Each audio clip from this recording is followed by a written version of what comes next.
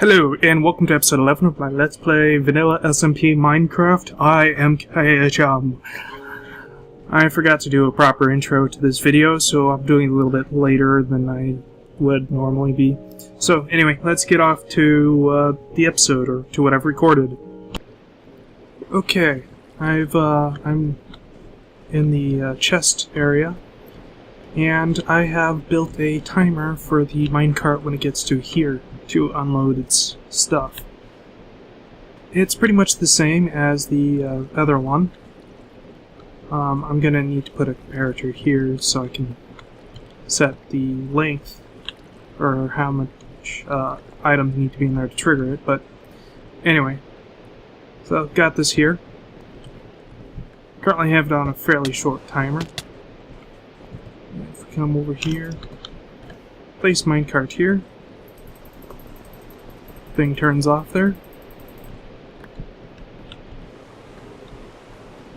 And after a short time, I believe we'll be able to hear the pistons.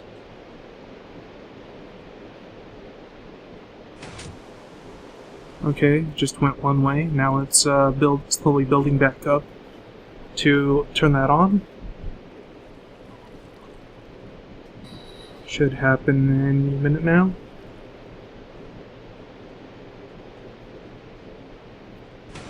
There goes. And that will launch the cart off that way. Oh, by the way, I built the track.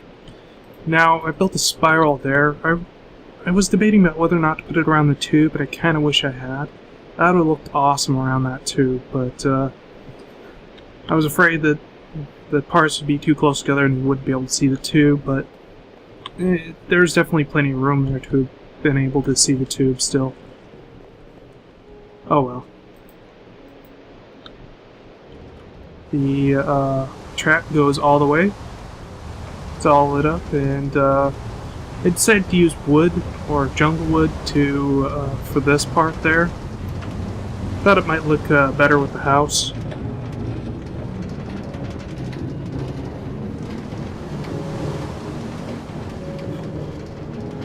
See, yeah, it goes all the way over to here,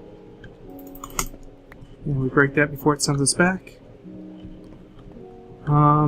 Now I need to put a comparator here, a lever, and adjust it so that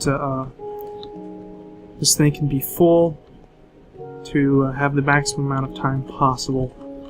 I'll go ahead and do that off camera, and I'll be back once this thing's all hooked up and ready to go. Here it comes. I have the timers all set up, and let's see how much stuff it is able to unload while it's here. And there goes the dropper, putting things into the filtration system.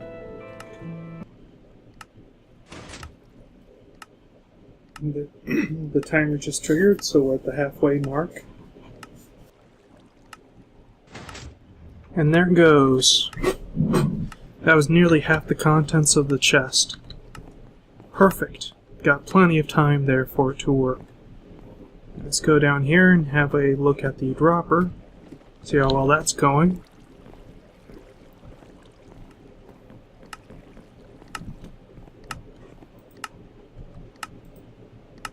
There is definitely a little bit of a buffer, but that's not unexpected.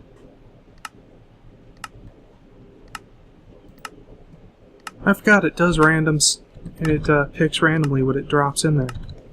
That's actually a good thing.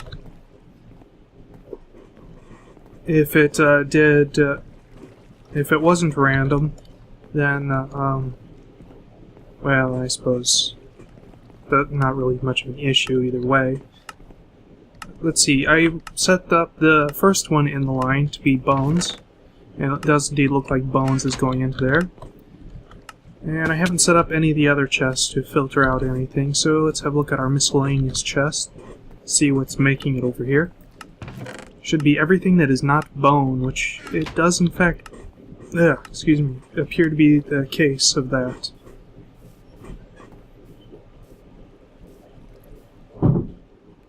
So I guess I'll go ahead and let this run for a while. I don't think there's anything else really to show here. I just need to get enough stuff to set up the chests for the different materials. And I'll be back when I have a bit more to show.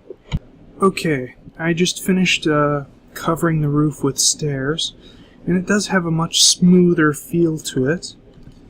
I have also gone through and made a chest for all the items that it can that this will encounter from the mob drops, and have run everything through it. So, really? If I had more, I suppose I have been throwing away a lot of the zombie flesh that I've been encountering. So yeah, that seems to be working, and let's go make sure that we don't have stuff slipping through. Okay, we've apparently got stuff slipping through. Well, that's not good, but I suppose it's not all that bad either. A little bit of slippage, I suppose, is fine. Though it does make me worry. Do I have, I don't have a pick, do I? Oh well. Do I have these too full or something? Just peek in here and check real quick. No, it looks about right.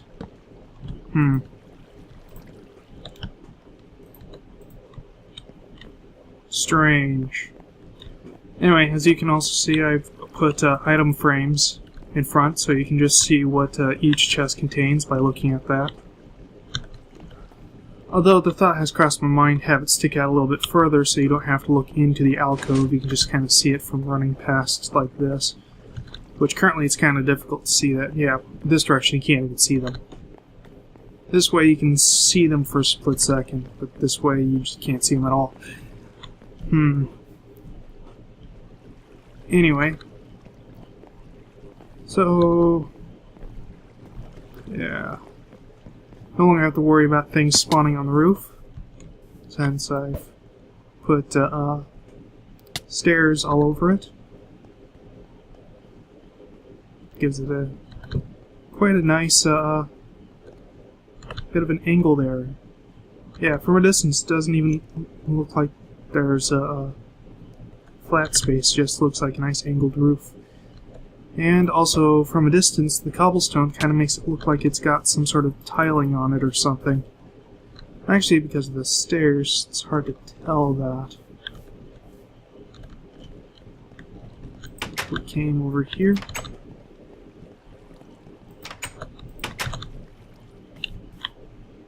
Yeah. Looks pretty good to me. I'm planning to have some pillars along the side going all the way up to the roof to make it look like it's sporting that huge, heavy stone monstrosity. I have the roof hanging over, I guess if we're going to sleep.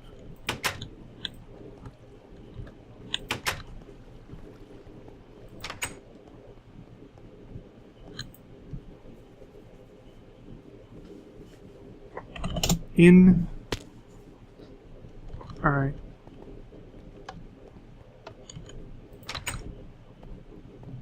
Okay, now what was I saying?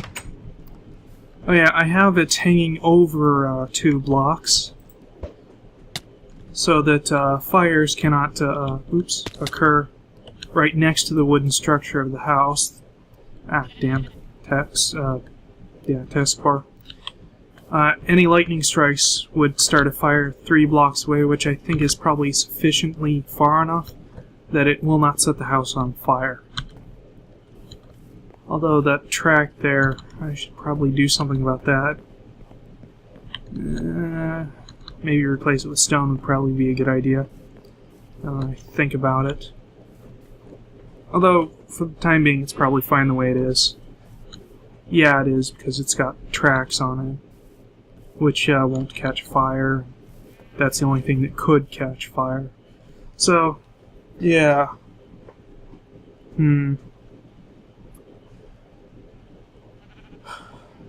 Well, I guess I'll go ahead and pause the recording until I have a bit more to show. Okay. I found a altar thing down there by my nether portal, and had a book in it. I brought Harkugan in to read it. He read it in his amazing voice, and then he went on a tour of the server, and that was kind of fun. About an hour long recording, got the whole thing recorded. Because of its length, I'm going to just go ahead and put that in the next episode, make that whole thing just, the next episode. So, for now, we'll just go ahead, skip that, and move on. Off camera, I went ahead and moved the spiral over. Stupid mouse. Yeah, it still feels a bit off. Okay. I went ahead and moved the spiral so it was around the tube. That looks much better than the way it was. I mean, much better. Doesn't that? That's awesome looking. And I went ahead and filled in the hole that it was previously coming out of, and recovered it, so it doesn't look like there was a hole there at all. Let's see. I've gone ahead and put a half slab here, so it's a bit more flush with the stair that I have there. And the reason for the half slab is that I can hang the item frames on it, like this, so you can see it when running past either direction. It's a bit easier to see the item frames. Also, I can easily get into the hopper that's behind there to mess around with it if I need to without having to remove the item frame. Let's have a look, see how drops are doing. Getting a fair decent amount. Yes, very good. Let's see. I have a temporary sugar farm growing up here. Yep. Nice temporary sugar farm. Needed a fair amount of sugar, so I planted 2 stacks worth of sugar cane here. So every time I harvest all this, I should get about 4 stacks back, which is quite nice. Oh yes, and I also had this epiphany, this interesting idea, this thought of how I can improve the track thing, or the item transfer. Now, as you guys already know, this will not work because it the thingy there, whatever it's called, I can't remember what it is, detector rail, that's what it is, powers this hopper, which turns it off. Really freaking annoying.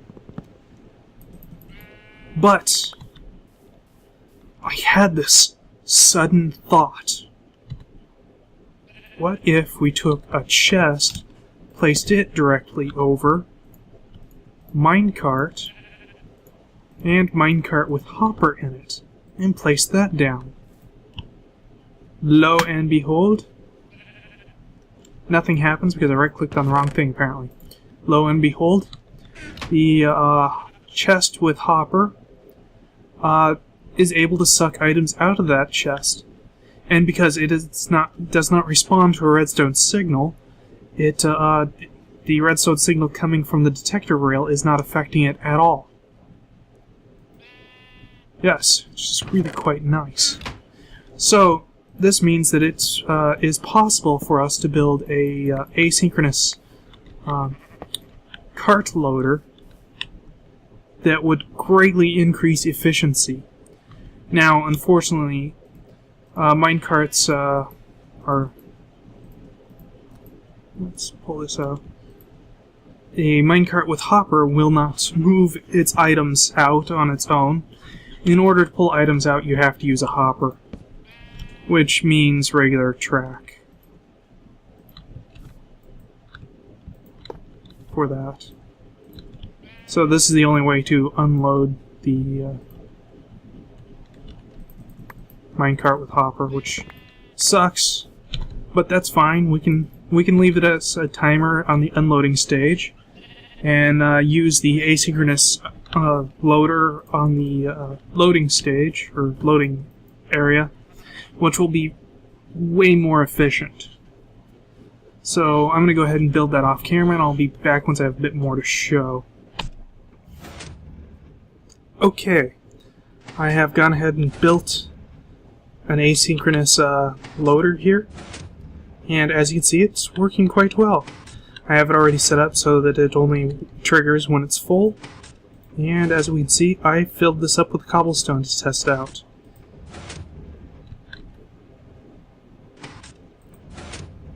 If I remove one, it doesn't go. If I put that one in the chest, boop, it triggers, which is awesome. Okay, let's go ahead and remove all this cobblestone and put the thing into service. Yeah, I'm going to just stick this right in here. And I'm going to take the items that were in the chest and put them back for the thing. There, I believe that was everything. Yes. So now the thing will not get launched back over to the base until it is completely full.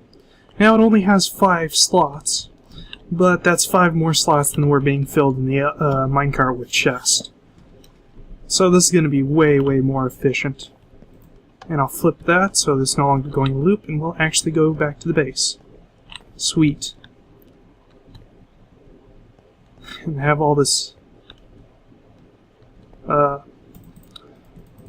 space. There we go. Yes, space here that's not being used. But I'm just going to go ahead and just leave that there. But I will grab the stuff from this chest and bring it back with me. Oh, I'm going to need that. Wait, what? Sticky piston. But, what? Did I make 2 of them by accident or something? Yeah.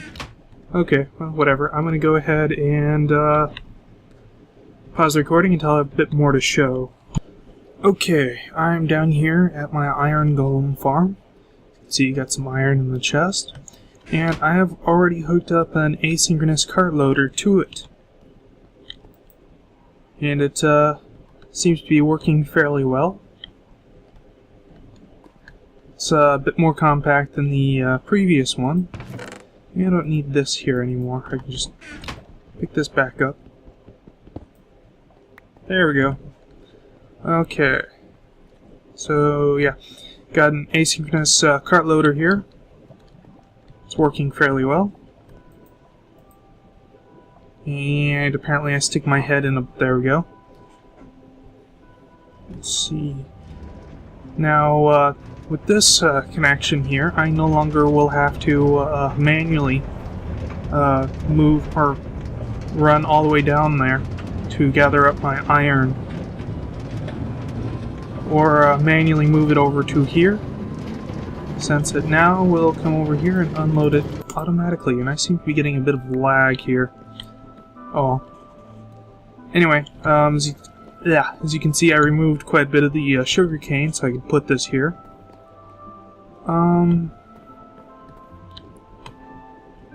Comes in through the back. Thought that might look better than in from the front. It also gives me a bit of space to work with down here. Because instead of sticking it over here, which actually now that I look at it, I probably have the room for that, but instead of sticking it there, I put it over here. And it's a bit more compact and efficient than the other one was.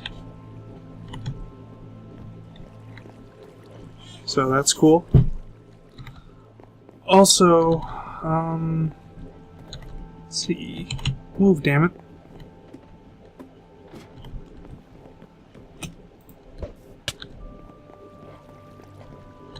Gonna have to grab more of those. As you can see, we have a bit of a slippage problem. Now, it's not too much of an issue, but I think I know what the cause is. And we'll just grab all this out of this chest here. Let's see. Do we have any hoppers in here? No, we don't. Okay. So, basically what my thinking is how hoppers work is every 7 ticks, I believe it was, they check to see if they can suck in items. This looks a bit on the dark side. There we go. Anyway, so every 7 ticks, the hoppers see if they can pull something in.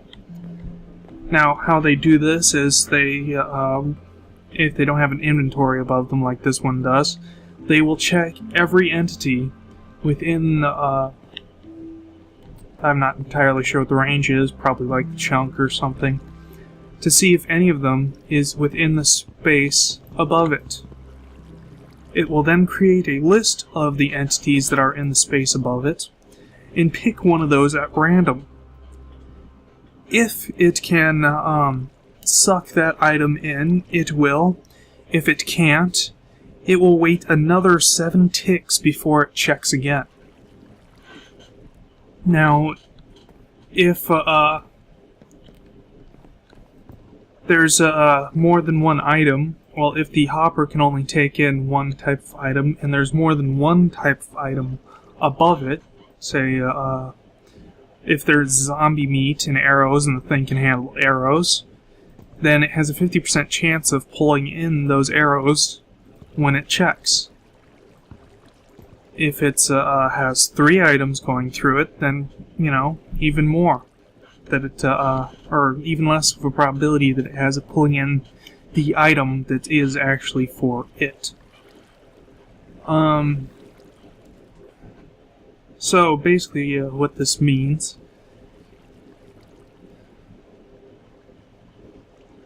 let me rephrase that, or try that again. So with the water pushing items over it, the items don't actually remain over the hopper for very long. So it gets 1, maybe 2 chances, I'm gonna say, at sucking in that item. And if during its random checks, it does not see the item, it can't pull it in.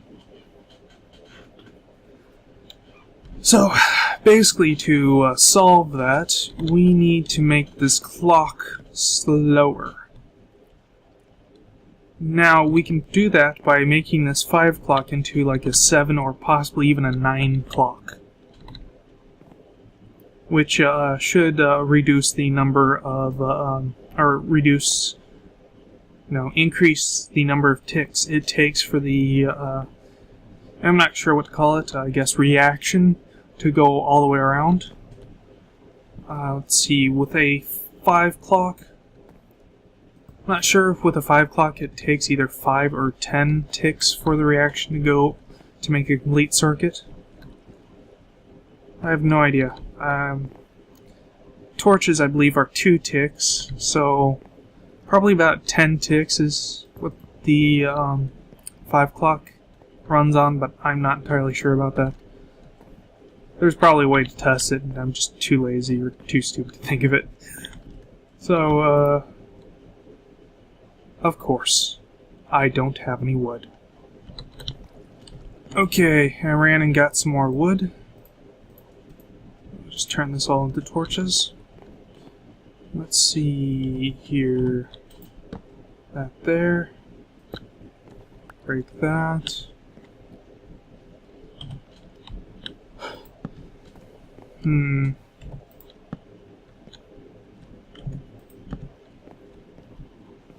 Alright, need to put some redstone down. I like these redstone blocks. They make hauling around large amounts of redstones a lot easier than it used to be. There we go. And now I believe it's a 9 or a 7 o'clock. Since I added 2 more. Which will hopefully reduce the number, or the amount of slippage. I guess we'll have to find out over time, though. For now, I'm gonna go ahead and test it by just dumping in some crap.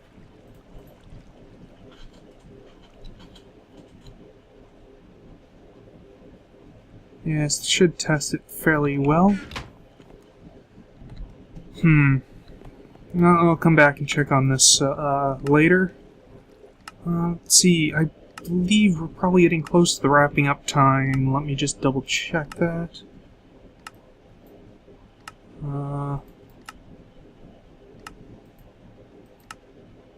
Wait a minute, there was some other change. Yes, there was another change somewhere around here. What was that change?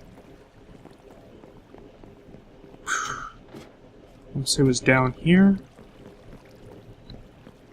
Well, we got the iron and rose chest, but I don't think that was the change that I was thinking of. I made some sort of change. I clearly remember thinking, I better show this change on camera, but I can't remember what it was. Well, crap. Okay.